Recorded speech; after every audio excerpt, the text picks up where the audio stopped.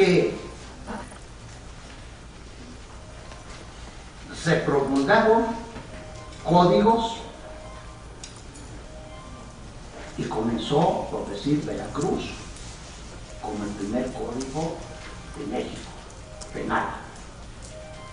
Sin embargo, ¿qué es lo que sucede? Que la inquietud de la legislación criminal se cristaliza cuando, mediante decreto de mayo de 1871, específicamente el 7 de diciembre, perdón, de mayo se presenta y se promulga el 7 de diciembre de 1871, el Código de 1871, Código Penal, primer código. Independientemente que mencioné el de Veracruz,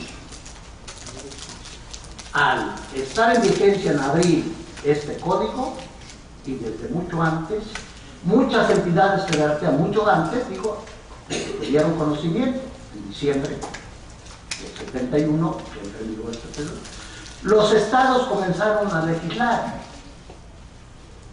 y a hacer sus propios códigos, con lineamientos de este código. Pues bien, este código tiene su vigencia, pero queda estático. Y queda estático porque ni se le hacen reformas, no se realiza algo, hasta que se forma otra comisión por la inquietud renovadora para reformar las leyes de 1871, el Código de 1871. ¿Y qué sucedió? Que en lugar de hacer reformas, se presenta un nuevo código, y esto sucede en 1912, para el código que llega a tener nuestro segundo código penal de 1929. Y en este código, igual que el anterior, con vigencia en el Distrito Federal y territorios federales y en materia federal para los delitos federales. Muy bien. Pero este código no tuvo mucha vida, porque en 1931 se expide otro código, el tercer código, en agosto de 1931, que actualmente con vigencia únicamente en materia federal, porque recuerdo que el primer ponente, Díaz Aranda, dijo que todos tenemos nuestro corazoncito. Ah, pues el peje no podía dejar de tener, quería pasar a la historia, entonces sacó su nuevo código penal para el Distrito Federal. Al expedirse este código, no, la verdad lo que quería es pasar en la historia, como que hizo algo en materia legislativa. Pues bien, entonces se cambia de denominación al código que regía en el Distrito, Territorios Federal, únicamente como Código Penal Federal. Entonces tenemos un Código Penal Federal que se aplica en toda la República para delitos federales. Pues bien, pero esto de la unificación viene desde antes. Ha habido inquietud, yo les mencioné hace un momento que los primeros bandos eran de aplicación en toda la República, todo el aspecto en materia penal. Entonces ya hemos tenido unificación, no es nada nuevo. Sin embargo, después de la expedición de este código, el primero y lo dijo el maestro Moreno, que traza líneas de unificación doctrinalmente, fue el doctor Raúl Carnicay Trujillo, quien dijo: pragmático por excelencia, el Código de 1931, con firme dirección, ha permitido ir acopiando experiencias y datos para la elaboración final del código que se impone para el porvenir, el Código Penal de los Estados Unidos Mexicanos, adecuado a la política criminal moderna de aplicación en todo el país. Fue el primer doctrinario que sembró la semilla. Pues bien, ante esas inquietudes nacionales que ha existido, y lo que tenemos y lo que tuvimos es un cúmulo de códigos penales que deviene desde la Constitución de 1824, en su artículo 161, fracción 2, fracción segunda, porque desde esa época se le reserva, al no reservarse la federación, se autoriza a las entidades federativas a legislar, a hacer sus códigos penales. Y por eso es que tenemos ese cúmulo de códigos. Desde el código de 1871 comenzaron, como ya lo acepté, a haber códigos en cada entidad federativa. Pero esto que decimos del código de la Constitución de 1824 siguió los lineamientos de la Constitución de 1857. Lo sigue contemplando la Constitución de 1917, que los estados son autónomos, pueden reglamentar sus leyes internamente, y por eso es que en el penal lo establece. Pues bien, el mismo maestro Carvajal agrega: el proceso de legislación unitaria no está reñida con las particularidades de los diversos códigos regionales de la República, sino que puede recogerlas mediante fórmulas generales de amplio valor normativo. O sea, que en la parte general del código se establezcan esas particularidades. Y si ustedes quieren, para esa unificación, que tengan sus propios reglamentos para este código único. Sería una propuesta del maestro Carvajal en su tiempo. Pero ahora observamos que la idea de unificación nos ha llevado a eventos, estudios, como los siguientes. En abril de 1936, la Convención Nacional contra la Delincuencia y la Unificación de la Legislación Penal acordó unánimemente que exista una unificación, pero tomando en cuenta el Código de 1931. Eso establece. Bueno, al menos estableció. Desde luego, dice que se deben adoptar los lineamientos regionales, recomendación que se hizo en esa convención. Luego viene en septiembre de 1951 el Congreso Científico Mexicano, y en la sección de Derecho Comparado se acordó también lo relativo a la unificación, lo siguiente: Considerando la unidad fundamental y básica del derecho mexicano, solo formalmente diversificado por la existencia de códigos locales.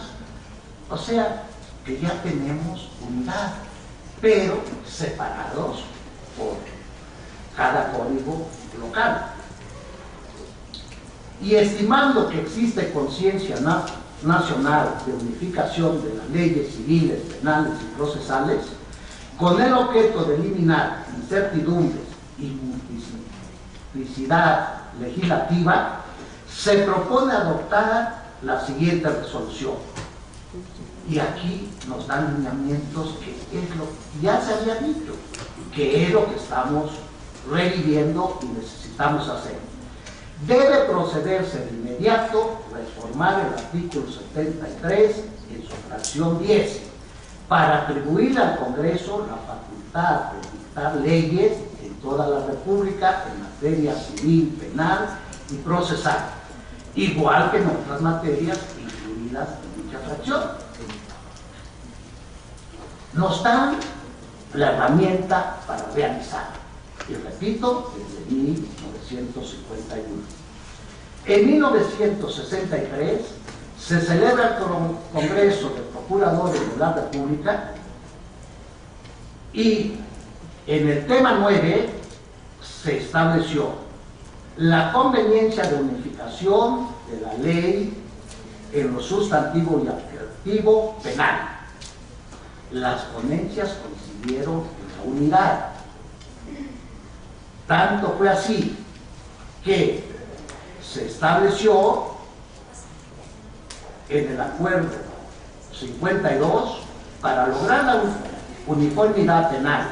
Elabórese un código tipo, le llamaron tipo no único, en el que se adopte en la parte general de las tendencias modernas a la norma, al delito, al delincuente, a las penas y medidas de seguridad, consignándose el catálogo de delitos y señalando en el delito el mínimo y máximo de penalidad para aplicar el artículo judicial. Sin embargo, estas recomendaciones, aunque se formaron luego comisiones, no se cristalizaron. Así tenemos que los anteproyectos de 1949 y 1958 no tenían el carácter de código tipo o único, puesto que siguieron los lineamientos del Código Penal de 1931, que sean para el Distrito, territorios federales y para la competencia federal en delitos federales. Pues bien, ante lo antes señalado, establecemos que la experiencia histórica ha demostrado la necesidad y posibilidad de funcionamiento eficaz de sistemas de legislación unitaria, por lo que es conveniente realizar la unificación de la legislación en materia penal, en razón de la conveniencia de su aplicación en los diferentes estados de nuestro país. Efectivamente, no se justifica la existencia de 33 códigos penales. No tiene razón las consideraciones relativas en cuanto a que para legislar a cada entidad, si no es cuestión de unidad y sistemática, podemos evitar la unificación. Con la unificación, al producirse un código único para la República, aspectos de diferencia tales como lo que es delito en un estado no lo es en otro, que únicamente se diferencian por fronteras formales que existen en nuestra República. Pues bien, la idea de establecer un código penal único ha llevado a nuestros legisladores, como la diputada Soleima González, a presentar el proyecto de un código único en su cámara respectiva. Lo mismo hace la senadora Cristina Díaz. Presenta en la Cámara de Senadores otro código penal estableciendo los criterios que ya hemos establecido. Sin embargo, para establecer la unificación se propone federalizar la materia penal en el artículo 73, que ya habíamos dicho, preparar el proyecto de un código penal único aplicable en materia federal y el fuero común. Promover un solo código es quitar la tentación a cada gobierno de castigar conductas a modo, intereses políticos. Se deberá tomar en cuenta que no debe existir demagogia para establecer las penas. Se debe atender, algo que también nos dijo el maestro Moreno, las leyes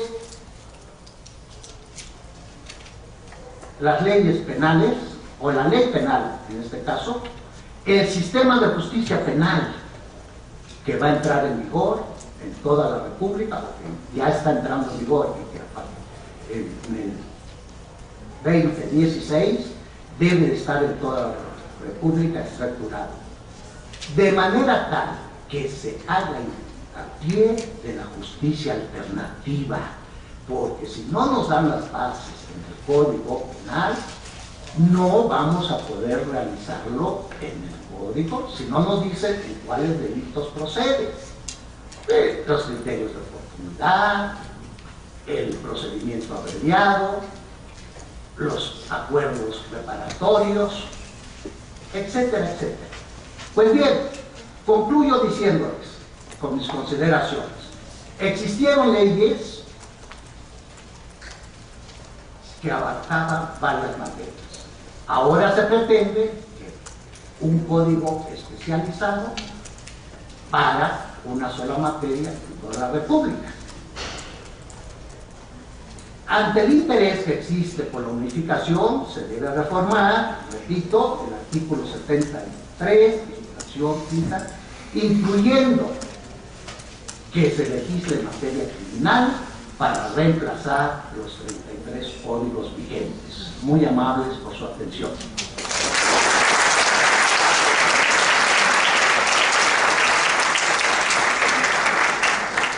Muchas gracias al maestro Elías Polanco Braga. Continuamos con las exposiciones y ahora nos hará el favor de dar sus puntos de vista el doctor Carlos Daza, quien es un destacado académico de nuestra institución, doctor en Derecho, autor de diversidad de obras, especialmente Teoría del Delito, que es un libro obligado en el ámbito de la formación de los estudiantes. Cuenta con la especialidad en Victimología de la Universidad de Sevilla, España, profesor honoris causa por la Universidad Autónoma de Tamaulipas, doctorando en Derecho además por la Universidad de Sevilla, España, profesor honoris causa de la Universidad de Loma Salvador de Buenos Aires, Argentina, profesor honoris causa de la Universidad de El Salvador de Buenos Aires, Argentina, es miembro del Consejo Nacional de Posgrado del CONAPOT, es miembro primer vocal del Colegio de Profesores de Ciencias Penales y particularmente debo destacar que es actualmente el presidente de los profesores de Derecho Penal de esta facultad. Sin duda la opinión del doctor Daza será fundamental a este ciclo de actividades y vamos pues a recibirlo con un aplauso para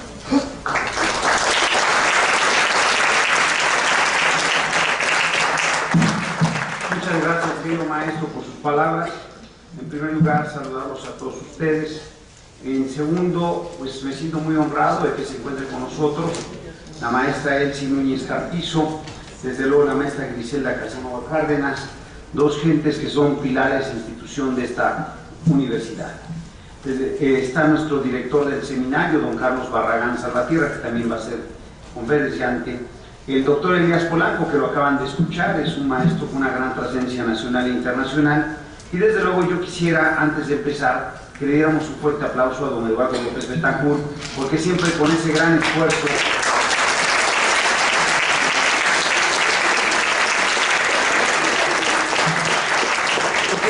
que a veces es como la víctima en el derecho penal, es el gran olvidado, y el maestro pues hace todo el esfuerzo, convoca a los maestros, nos obliga a venir, nos invita a estos foros, y desde luego es un gustazo estar con él, porque además de que fue nuestro maestro desde que yo era maestro de educación cívica, después en el posgrado, y bueno, pues sigue siendo nuestro maestro. Él sigue haciendo estos foros para ustedes, jóvenes, porque realmente nosotros, bien o mal, pues ya estamos del otro lado de la raya. Pero ustedes que están jóvenes, que están creciendo, que tengan ustedes la oportunidad de oír diversos criterios, de escuchar todas estas posiciones de lo que hoy está en boga, que es la unificación del Código Penal, que se está tratando a nivel Presidencia de la República, Congresos, Senados, con procuradores de toda la República, etcétera. Pues son temas que realmente se invitan a discutir. Yo quiero ser muy breve, no como mi maestro Elías Polanco Brava. No, es broma, lo quiero tanto, por eso lo escucho y lo disfruto. Entonces, la realidad es que el tema es muy suculento y somos tres los que vamos a exponer, entonces yo voy a tratar de ser breve por respeto a ustedes también, porque ya tienen clases y algunos ya se escaparon, pasaron lista y se fueron. Entonces voy a aprovechar a los que no se han ido. Miren, vamos a hacer primero un diagnóstico de qué pasa con este problema. La gran discusión que hay hoy en día es, a ver, hay 32 estados. Y el maestro ya criticaba por ahí a Andrés Manuel porque había hecho un código penal para el Distrito Federal. Una crítica sana, porque él a lo mejor lo ve desde el ámbito político, pero hay que verlo desde el ámbito práctico. Hoy Miguel Mancera está haciendo que sea otro estado el Distrito Federal, porque ese es el gran problema que había. Nosotros teníamos un código penal para todo el territorio nacional y también para el Distrito Federal. Los nombramientos de procurador y de secretario de Seguridad Pública eran dados por el presidente de la República para que estuvieran en el Distrito Federal. ¿Qué se pretende? Pues que sea otro estado, y que esto ya va muy avanzado, y hay una propuesta para que se haga como un estado libre y soberano el Distrito Federal. Entonces, el planteamiento es fácil. A ver, ustedes van a un estado y de entrada dicen, hay la minoridad a los 17 años. Vienen al Distrito Federal y dicen, son 18 años la minoría de edad. Ya de entrada con el problema de la edad penal, dice el maestro Luis Rodríguez Manzanera, si el sujeto se sube al famoso camioncito de la impunidad, puede ir a un estado y no ser penalmente responsable por un delito, llámese violación, homicidio, lo que sea. Se va a otro estado y ahí sí, todo el derecho penal, represivo, 50 años de prisión, etc. Y esto se da porque no hay uniformidad, primero por la edad penal para hacer cuando se es menor de edad. Y hay estados que quieren bajarlo a 14 años, otros están manejando en 16, otros 17, otros 18. Aquí el estudio debe ser de fondo.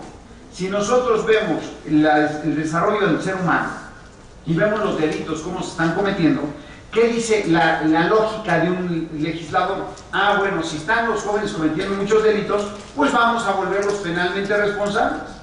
Pues esto es una tontería, porque no piensan en las consecuencias de política criminal de llevar a un joven de 16, 17 años a un penal de alta seguridad o un penal de reclusión de un ceferezo a efecto de que vaya a hacer un doctorado en delincuencia.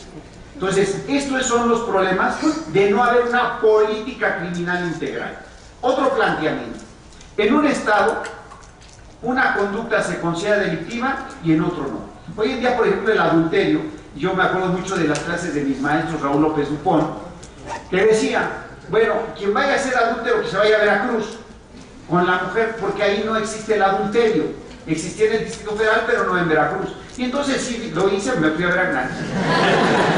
No, pero hoy en día no tengo que viajar, lo podemos hacer aquí porque ya no es delito, es deleite, ¿no? Entonces, ahí tienen ustedes una base estructural de la problemática que se presenta de tener tanta legislación. Yo creo que el punto central es otro.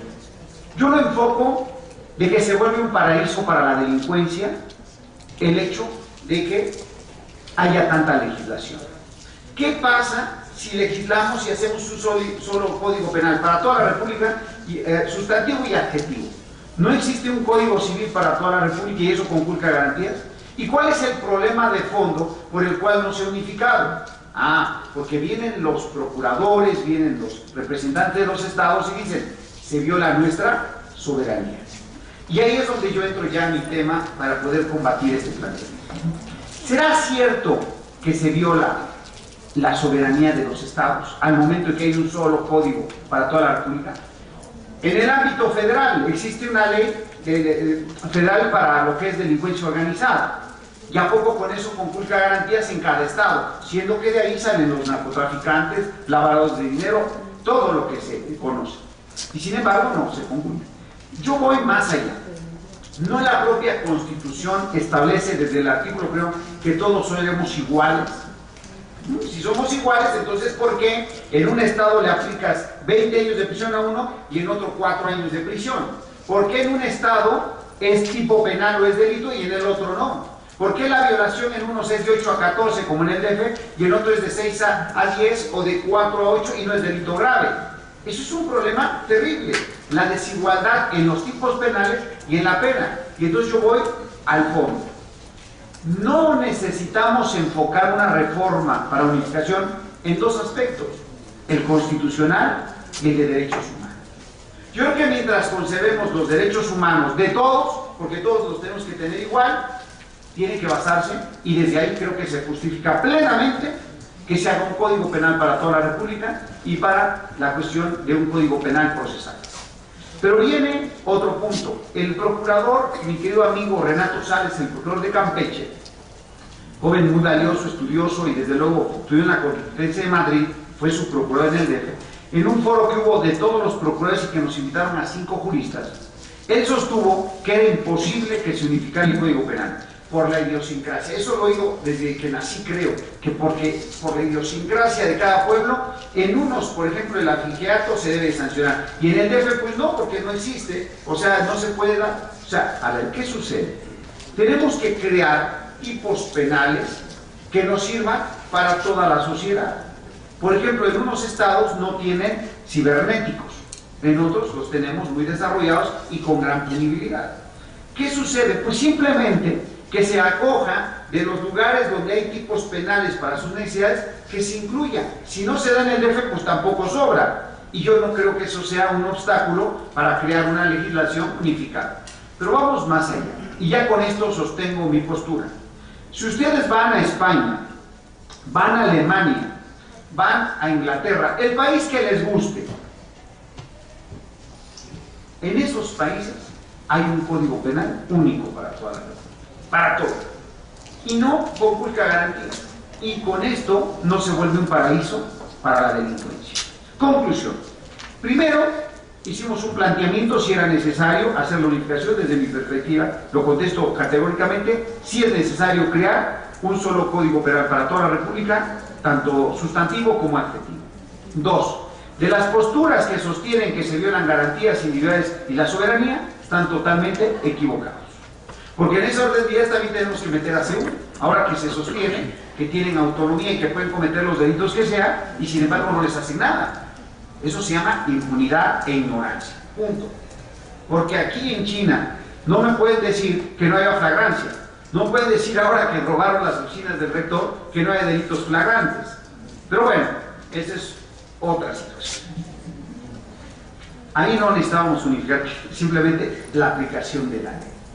Y para eso se requerían 2 razones. Investiguen eso. Análisis. Del análisis de todo esto, puedo concluir lo siguiente. Mi postura es muy categórica. Si nosotros tuviéramos un código penal para nosotros que litigamos, para toda la República, tanto sustantivo como adjetivo, sería hasta más fácil litigar.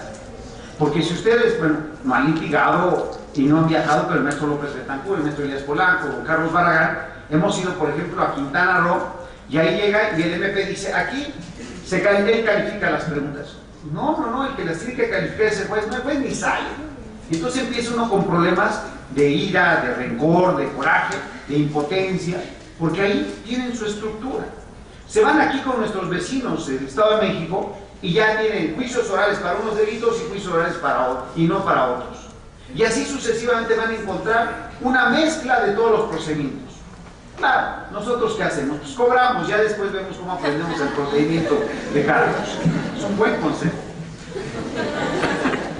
Entonces la situación, para concluir mi participación, es que no es suficiente quienes sostienen que por idiosincrasia o por la cuestión de soberanía se tenga que necesariamente no hacer un código penal. Yo creo que si el principio pues, se basa en tratados internacionales, luego la Constitución y los derechos humanos, dice que todos debemos ser iguales, partiendo de esa base se puede tratar a todos iguales bajo una misma regla de aplicación de ley. Cuando a uno se le aplica más severa y a otro no, creo que se está tratando desigual a los iguales. Me acuerdo mucho en la reforma 1996 para la ley contra la delincuencia organizada. Me tocó en el seminario penal analizar esa ley y de 52 artículos, 48 conculcaban garantías. Hoy en día lo elevaron a nivel constitucional y ya es constitucional esto. Pero uno de los artículos que más me llamó la atención y tiene que ver con lo que estamos viendo es el artículo 4. Decía que aunque fuera menor de edad y participara en delincuencia organizada, tendría que sancionarse como si fuera mayor de edad. ¿Esto es permitido constitucionalmente? No, no pueden tratar desigual a los iguales. ¿Por qué un sujeto, y ese fue mi planteamiento a los diputados y senadores, por qué un sujeto que tiene 17 años, 30 días, 17 años, 11 meses, 30 días, que le falta uno para cumplir la mayoría de edad, toma un arma de fuego y le vuela la cabeza a una persona y lo mata? Este es un menor de edad y hay que tratarlo como menor de edad. Y el sujeto que tiene 18 años un día y este sujeto lavó dinero o metió droga, a este hay que mandarlo a un penal de alta seguridad.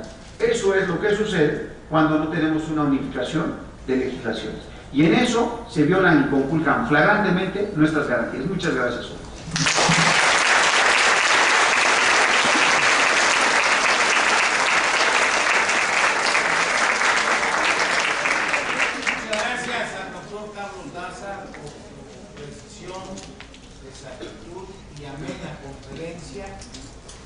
Vamos a concluir nuestras actividades del día de hoy escuchando al maestro Carlos Ernesto Barragán Salvatierra.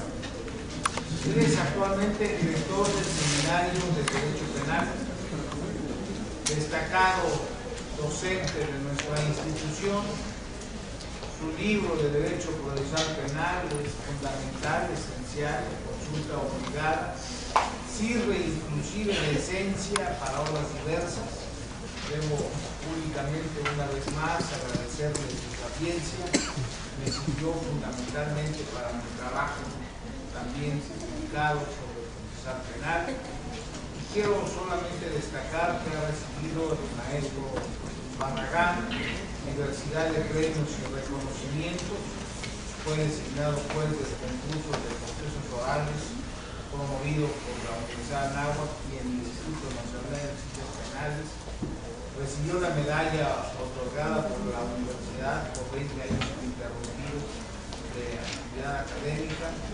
Recibió también la cátedra extraordinaria Félix Pizarro Estrada, la de Francisco de Vázquez, la entrega de las Palmas de Oro por sus 25 años de actividad académica, reconocimiento como certificador para cursos de estudios orales.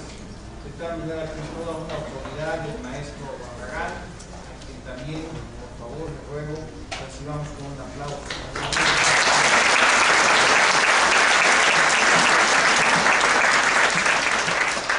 Muy buenas tardes, para mí es un honor y un placer estar este mediodía con ustedes y compartir en esta mesa tan importante y grandes amigos como es la maestra Elisela Casanova, con el doctor Elías Polanco, que hubo una amistad hace muchos años, igual que con el doctor Carlos Daza, y dejo al último Elsie, porque es una gente que le tengo un gran cariño, un gran aprecio, y él sí lo sabe, una gente que admiro muchísimo. Y qué decir del doctor Eduardo López Betancourt, el cual ya nos tiene acostumbrados a grandes eventos aquí en la facultad, y al cual le agradecemos mucho sus invitaciones y el que fomente este tipo de encuentros académicos. Pero yo emulando al maestro Daza, dice que lo breve es doblemente breve y pues, realmente nos vino nada más saludar y retirarse. Entonces, nada más vino a cobrar y se va. Por cierto, Por eso costumbre nada más vino a cobrar y ver qué legislación había y se va. eso Entonces, aprendenlo, jovencitos. Ya después estudian. dice que aquí en la escuela debe haber una materia que se llame cómo cobrar al cliente. Es la única que nos falta dar aquí en la facultad, ¿no? Bueno, para mí, yo quisiera empezar con un antecedente. Yo he sido litigante de procesal, tanto civil como penal. Y el problema no es solamente el Código Penal, tenemos el Código Civil, de procedimientos civiles, que el litigar fuera del Distrito Federal siempre es un problema, lo que comentaba el doctor Daza. Cuando uno sale a provincia a trabajar, el primer problema es encontrar el código de ese estado y encontrarlo vigente, porque luego nos encontramos con uno de un napoleónico de Durango de 1880 que no funciona y tiene uno que llegar, aprender, estudiar. Y si uno analiza los códigos penales de los estados, realmente todos son prácticamente lo mismo, varían un poquito, sobre todo en penalidades. O sea, aquí tenemos, por ejemplo, ya en el Estado de México esa pena vitalicia, para no llamarle cadena perpetua, con la diferenciación de penalidades, el Código de Justicia Militar, que también no se ha tocado aquí, pero creo que es muy importante porque es un código que maneja la parte sustantiva, adjetiva, orgánica, bueno, todo, es un todo, y yo no sé cómo hacer los militares realmente con la reforma, porque no se ha tocado este tema, pero deben estar muy preocupados los militares de que les quite el poder y se vuelvan jueces de control, o no sé qué figura van a inventar para poder seguir teniendo el control del ejército. Ahora bien, a mí hay una cosa que me preocupa, por ejemplo, lo que señalaba el doctor Daza, el abigeato, etcétera. Hay delitos que se dan en determinados lugares, o sea, no es lo mismo los delitos que puedan darse a la orilla del mar en Campeche, como pueden darse en el Bajío, como pueden darse en el norte. Y mi preocupación sería que sea un código gigantesco, una cantidad de delitos para poder abarcar todas las entidades federativas. Pero ese no es el punto. Yo me preguntaría, y lo he estado reflexionando estos últimos días, sobre todo cuando me hizo favor de invitarme el doctor López Betancourt, ¿qué pasará con el aborto? ¿Lo aceptarán los estados? ¿Lo aceptará Guanajuato? ¿Lo aceptará Guadalajara? ¿Lo aceptará Puebla? ¿Lo aceptarán esos lugares donde... Y ahí vamos a empezar a tener los encontronazos respecto a la despenalización, o la no aplicación de la ley en los estados? ¿Qué va a pasar? ¿Se va a atorar el código ahí por un determinado tipo de delito? O el famoso feminicidio, que yo no sé, se me hace un tipo de lo más absurdo, y no en función de que no exista, pero bueno, pues es un homicidio agravado y lo único que hicieron fue crear un tipo político. ¿Qué vamos a hacer con todos los tipos políticos? Ahora, yo también considero que el Código Penal único no nos garantiza que no se promuevan después situaciones políticas como las que sucedieron el 1 de diciembre, donde nuestros legisladores en 24 horas legislaron para que pudieran salir todos los vándalos que cometieron una serie de delitos. ¿Lo vamos a poder evitar? Pues yo no creo. Entonces, a mí se me hace complicado. Yo siempre he pensado que el Código de Procedimientos Penales sí debe ser único para unificar procedimientos. Por ejemplo, ahorita que ya se han establecido sistemas adversariales en diversas partes de la República, el Estado de México es diferente a Oaxaca, y ahí vive mucho la tendencia, los chilenos en Oaxaca, los gringos en Chihuahua. Entonces es un lío de códigos otra vez, y nos estamos envolviendo en una serie de situaciones absurdas por los nuevos códigos que ni siquiera han tenido la posibilidad de hacerse un solo código. Entonces yo siempre he sido partidario de que primero debemos empezar por el Código de Procedimientos, que es el más complicado. Y les pondré un ejemplo. Yo me paro a la altura de lo que era el toreo, y si camino un paso ya es de Estado de México, si me regreso un paso ya es Distrito Federal. Pues si a lo mejor me doy un paso a la derecha ya estoy en Hidalgo, si doy un paso a la izquierda ya estoy en Morelos. Y en ese momento tengo que estar cargando códigos de todos lados para poder litigar en los 4 estados. Y si los encuentro. Y es más fácil encontrarlos aquí en el Distrito Federal que en los propios estados. Fui a dar clases a Guanajuato y nunca puedo conseguir un código de Guanajuato. Allá, nunca. No existe, pero no hay librerías. Entonces tenemos ese problema hasta de poder comprar, sí de verdad, hasta de poder conseguir un código. Es muy difícil litigar en esas condiciones. Entonces yo me iría primero por la unificación de los códigos procesales, y no, insisto, no solamente el Código Penal, sino también el de procedimientos penales, perdón, sino también el de procedimientos civiles, y no descartaría yo la idea del Código Penal. Bueno, mis dudas son determinados tipos delictivos que van a ser muy cuestionados. Insisto, ¿qué va a pasar con el aborto? Entre otros. ¿Lo van a aceptar todos los estados? Yo no creo, y ahí podemos tener problemas de la división de una reforma constitucional donde el 50% de los estados, el 60% diga no, y nos vamos a frenar por un solo artículo, entre otros, ¿no? Pero nos encontramos con tipos tan raros, por ejemplo en Campeche, el pirataje.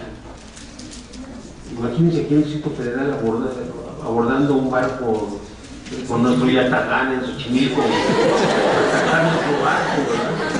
Con todo respeto a él, sí que es la dueña de Campeche, pero se habla de pirataje y al abordaje y cosas así. Entonces, si lo seguimos incluyendo, porque puede ser que se dé allá a lo mejor, todavía hay piratas, pero es una serie de absurdos. Entonces, todo eso, júntenlo, vamos a tener un código gigantesco. Ojalá entre la razón, ojalá entre la lógica, ojalá entre el interés de crear verdaderamente un código, porque además tenemos otro grave problema. ¿Quién lo va a hacer? Si no tenemos legisladores. Los que tenemos pues es el secretario general del sindicato de las carnes, el de los bisteces, el de la carnicería, de la plomería. Ellos van a encargar de hacer ese código, porque nunca recurren a las universidades, nunca recurren a las gentes que tienen conocimiento. Cuando nos mandan llamar es para decirnos, oye, avala lo que ya hicimos. O si no, mandan llamar, por ejemplo, ¿quién en su vida ha litigado? Yo. Pues ustedes hagan el código. ¿Para qué? Pues para que no sirva, ¿no? Sino qué coraje que funcione el código. Entonces, muchas veces los que están haciendo nuestros códigos procesales o penales no conocen un reclusorio, pero ni en fotografía. Difícilmente pueden elaborar un código. Ese sería otro problema, los legisladores.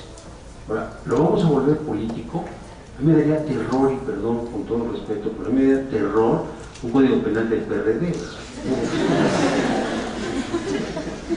Crearían unas figuras sociales rarísimas buscando votos. Entonces, si ven ustedes el código civil, con el transexualismo, el matrimonio de quién sabe qué, y no sé cuántos, mal hecho. O sea, yo no digo que no se dé, sino está mal hecho. O sea, la ley se puede hacer, es igual a hacerla buena que mala, y entonces ellos se encargan, los asambleístas especialmente, de hacer leyes malas, y nuestros legisladores están haciendo leyes malas, mal redactadas, con muchos conflictos. Entonces al rato vamos a tener probablemente un código penal tipo, vamos a estar batallando, y yo no creo en eso de decir, no se preocupen, todo es perfectible. Si salió mal, lo componemos, como la ley de víctimas, ¿no? Nos salió feíto, inconstitucional, pero no se preocupen, la corregimos, ¿no? Y la hacemos nuevamente. Entonces, ese es mi temor, ese es mi miedo respecto al código. Sí creo que es indispensable modificar códigos, pero yo personalmente soy un poquito escéptico respecto al código penal por el tipo de figuras y delitos que se prestan en cada estado. Ese es mi temor. Pues yo dice que entre más rápido mejor, y emulando a mi maestro Daza, creo que me ganaste por 2 minutos. Entonces con esto doy por terminado. Les agradezco mucho la atención y les agradezco mucho que me hayan recibido en esta hermosa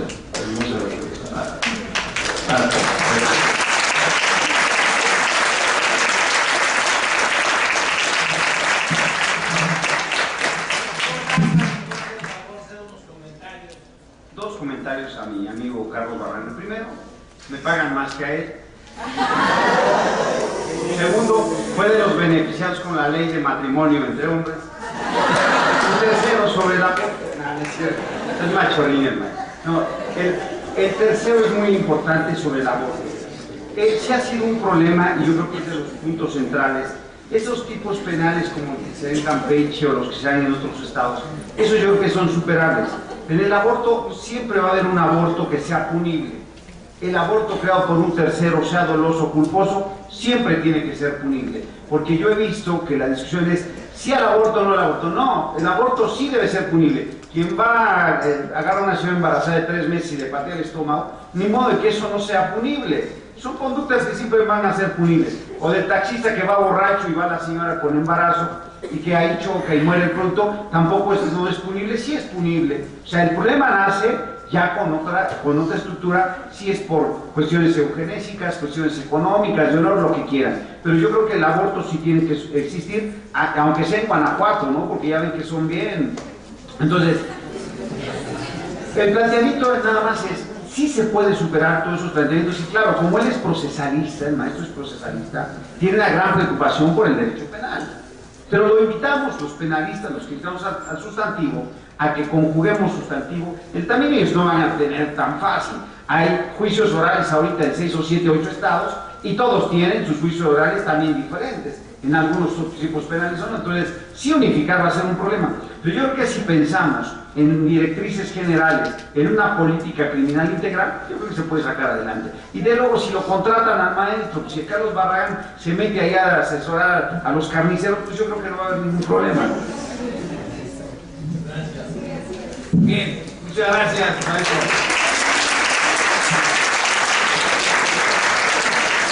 Muchas gracias a la maestra Norma Angélica Martínez Bello por acompañarnos. El maestro Francisco de Paula Ríos, gracias también. Por supuesto, a quien ha permanecido, a Tomás, muchas gracias. Al doctor Calcino. Don Arturo Cosío, muy bienvenido. ¿Por qué no pasa adelante a acompañarnos? Bueno, ¿no te quieres comprometer con alguna opinión, Arturo? ¿Sí, verdad? Adelante, Arturo. Mientras se incorpora Arturo, que es un profesor muy destacado en penal y que sin duda también será grato escuchar los puntos de vista. Es un tema que evidentemente me agrada mucho que hayamos tenido la oportunidad en esta mañana tan productiva de escuchar mis textos. Insisto, fuimos incluyentes, no dejamos sino de marcar que la conducta fue llamar a todos los que nos podrían dar puntos de vista. Llamamos a un expositor del Instituto de Investigaciones Jurídicas, también del Instituto Nacional de Ciencias Penales, donde inclusive varios hemos participado, y 3 de los más destacados profesores de nuestra facultad. No sé si sea abusar de ti, Arturo, que nos quieras dar tus puntos de vista sobre el tema tan interesante, que será siempre bienvenido. Así por las buenas, sí. Muchas gracias.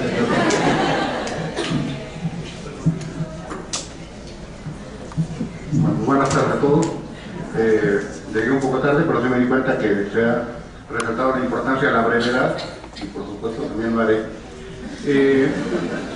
Creo que aquí está discutible y concretamente pensando en las intervenciones del maestro Barragán y el doctor Daza, una visión que pudiera parecer desde un punto de vista sustantivo por parte del doctor Daza y adjetivo por parte del maestro Barragán, y yo creo que no era por ahí la situación. Mi punto de vista es que sí sería deseable la unificación tanto de código penal como de código de procedimientos. ¿Por qué? Si pensamos en la reforma de 2008 al artículo 22 constitucional, se establece que la pena debe ser en función del bien jurídico protegido. Y creo que aquí el problema no es si se nos complica o no aprenderlo o a invocar el derecho pensando como litigantes. Debe ser qué es lo correcto desde el punto de vista de la política criminal, y si pensamos en los bienes jurídicos, tienen que tener el mismo valor los bienes como la vida, la libertad, la propiedad de un gobernado en el Distrito Federal que de alguien en Guanajuato o en Baja California. Entonces no le veo sentido a que pueda haber diferentes sanciones para conductas que lesionan los mismos bienes jurídicos. Sí, efectivamente tenemos el riesgo de tener un código muy amplio, pero tampoco se trata de que busquemos uno que sea pequeñito. Tal vez sí podemos incluir figuras, como decía el doctor Daza, el abigeato, aquí no se aplicará. Podemos tener piratería o ¿cómo es de Campeche? Piratería, bueno, ahí está en el Código Federal. Tampoco hemos oído que hayan procesado muchos piratas. Evidentemente puede darse, pero ahí está para cuando haga falta. Tenemos manipulación genética en el Código del DF y yo voy muy lejana a la manipulación genética. Pues se supone que debemos de prever, y en ese sentido me parece que sería deseable. Sin embargo, creo que va a ser difícil que las entidades, a pesar de lo que decía el doctor Daza, que yo coincido en que finalmente, bueno, los gobernados de toda la República estamos representados en la Cámara de Diputados, las entidades federativas en el Senado, no tendría por qué haber un conflicto en el que dijeran que se está renunciando a un poder, simplemente se ejerce en el Congreso y no en cada legislatura. Pero creo que los ejecutivos locales, sobre todo, son los que podrían tener una tendencia a impedir la reforma, primero constitucional. Creo que si se logra la reforma constitucional, pues ya habrá que mayoritear. Y si el aborto pasa o no pasa, o cómo va a pasar, ya será cuestión distinta. Yo aquí, por ejemplo, difiero de cómo está el Código del DF, porque te manejan un esquema de que las primeras 12 semanas de gestación el aborto no es delito para la mujer, cuando es un aborto consentido o procurado, pero sí se castiga cuando es sufrido, cuando lo que estaban manejando como argumento es que todavía no había vida humana, digamos de alguna manera. Entonces, si no había vida humana, ¿cómo puede haber aborto por un tercero? Tampoco estás interrumpiendo o dañando ese bien jurídico. Entonces hay ciertas incongruencias que habría que pulir, y también diría, en cuanto a esto de que los tablajeros o terrenceros son los que legislan, pues sí, pues también las entidades, y esto es lo que tenemos, es una gran colección de códigos hechos por personas que quizás no tienen la preparación técnica, pues mejor tener nada más uno y centrarnos todos en eso. Y por supuesto me uno a la propuesta de la cuestión procesal.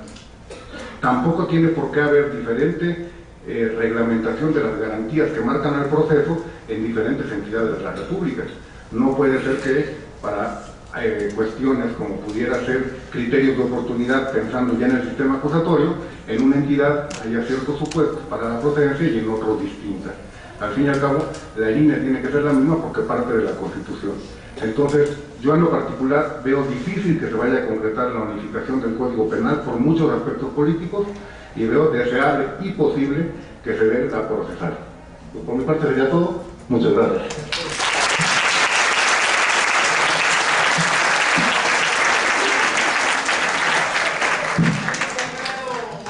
Un agradable análisis del tema y un simposio debate. Le pido al doctor Daza que va a hacer uso de la palabra.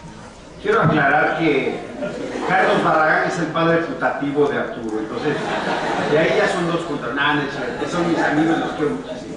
No, miren, solamente quiero complementar que hace aproximadamente unos 10 a 12 años se reunieron los procuradores y los gobernadores, por ejemplo, del Distrito Federal Puebla, de la zona que le llaman centro. Y lo que dijeron fue que, por ejemplo, en robo de transportes se crean tipos penales en cada uno de ellos, y además la pena fuera uniforme. Esto es un ejemplo digno de cómo se puede solucionar esta problemática. Vamos a pensar que no hagamos un código penal único, pero ¿qué pasa si cada código unifica en los tipos básicos como homicidio, lesiones, robo, fraude, los básicos, la punibilidad y la descripción típica, y que existan formas agravantes iguales? Pues esto no afectaría absolutamente nada. Ya se está llevando a la práctica. Y hoy, en la mañana, escuché de voz del secretario de Gobernación precisamente eso.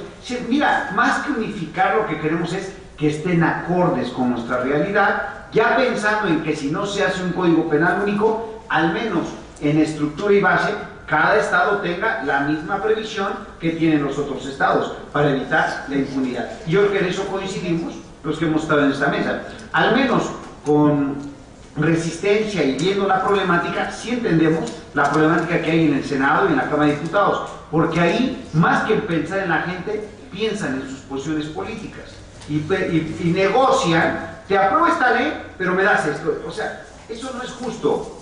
Tiene que darse una realidad y sacar adelante. Además se nos viene el tiempo encima. ¿Cuántos años faltan? 2, ¿no? 2 años para que entre en vigor la reforma. 3 años la reforma. Entonces, ante esta situación, pues es urgente que el Distrito Federal tenga ya sus juicios orales. ¿Y saben cómo lo compensan? Hay que sean delitos no graves y en cuestiones pequeñitas. No, porque esa cobardía, hay que hacerlo ya de estructura, de base, porque todos los que sean ustedes les va a tocar ese cambio. Ustedes ahorita llegan a una audiencia y todavía tienen ahí la cuestión del MP, el defensor, y que es entre mixto, oral y escrito. Pero ya a ustedes les va a tocar ser oradores para poderse manejar, para sobrevivir, para ganar el dinero que gana don Carlos Barragán, Arturo Cosío Zazueta, pues tienen que aprender a manejarse. ¿Correcto? Muchas gracias, joven.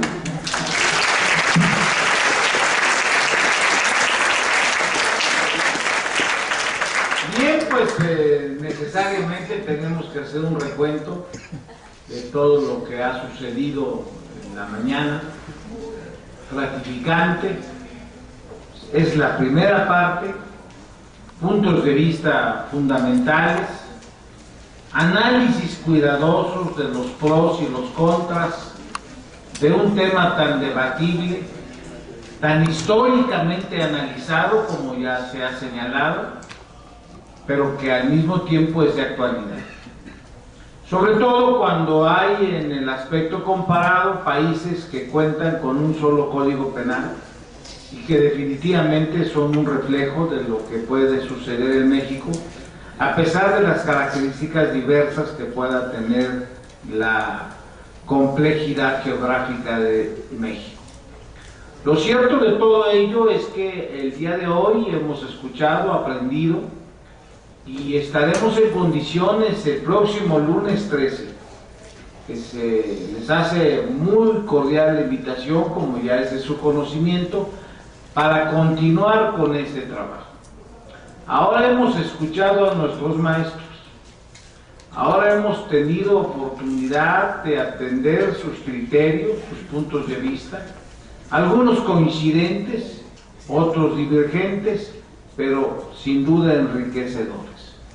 El próximo lunes iniciaremos los trabajos escuchando la voz autorizada del presidente de la Suprema Corte de Justicia de la Nación, que al mismo tiempo lo es del Consejo de la Judicatura Federal, el maestro de esta facultad, Juan Silva Mesa, quien hará una exposición sobre este tema. Posteriormente escucharemos, y esto hay que destacar, a presidentes de tribunales superiores de justicia, de entidades, porque aquí lo han dicho nuestros docentes. El tema no solo es del Distrito Federal,